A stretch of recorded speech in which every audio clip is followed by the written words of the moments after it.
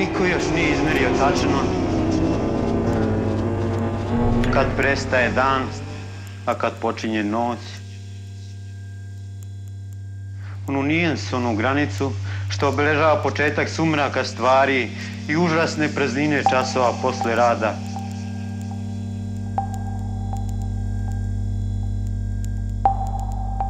Kad neuposlene ruke počinju tumarati glatkoćom hladnih zidova.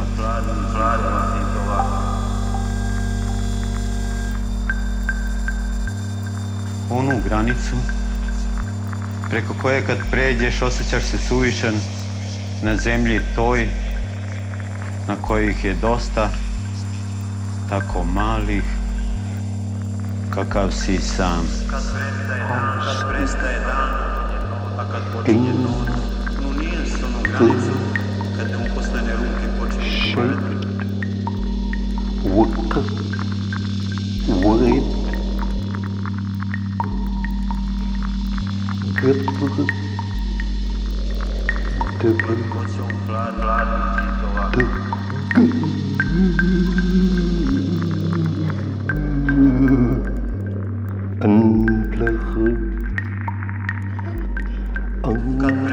Kad prestaje dan, a kad počinje noć.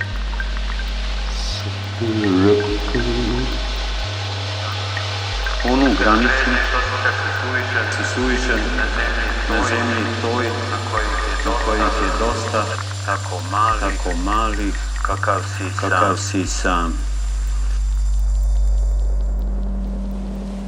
To verovatno neka cinična ruka postavi na još plavo polje vida školjku mirovanja, što dotle bi zaklonjena brzo pred tim senkama motora i okretanja.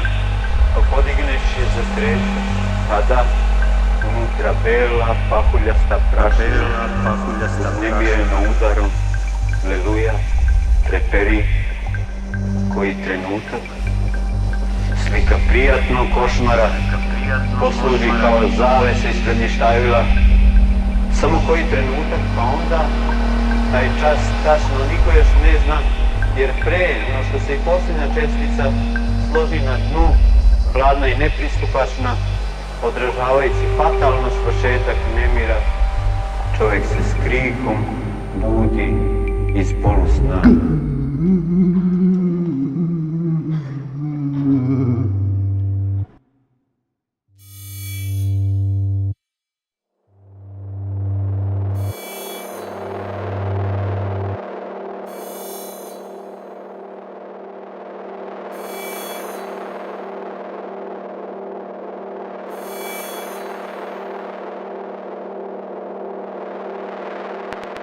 Za koga si pravio mala metalna ogledala, kad svetovi izumiru ne dočekaš i leto, kad nikada više nećeš biti mali, spokojan u krugu tihih sanja.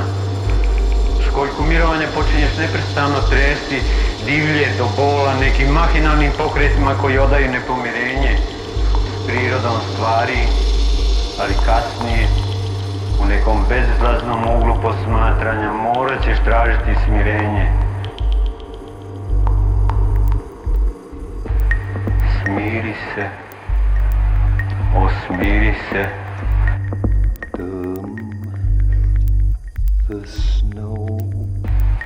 Smiri se.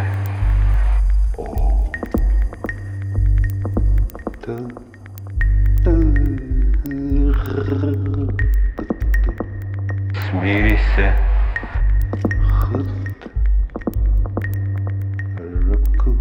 Smiri se.